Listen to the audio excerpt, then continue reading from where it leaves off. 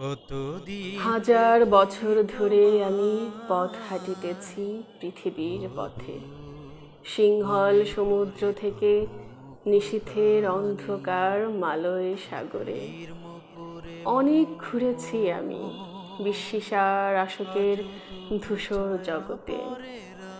সেখানে ছিলাম আমি আরো দূর অন্ধকারে বিদর্ভ নগরে। আমি ক্লান্ত প্রাণ এক, চারিদিকে জীবনের সমুদ্র সফেন। আমারে দুদণ্ড শান্তি দিয়েছিল নাটোরের বনলতা সেন। চুল তার কবেকার অন্ধকার বিদিশার নেশা, মুখ তার শ্রাবস্তির কারুকার্য। অতি দূর সমুদ্রের পর হাল ভেঙে যে নাবিক হারাইছে দিশা, সবুজ ঘাসের দেশ যখন সে চোখে দেখে দারুচিনি দ্বীপের ভেতর, তেমনি দেখেছি তারে অন্ধকারে।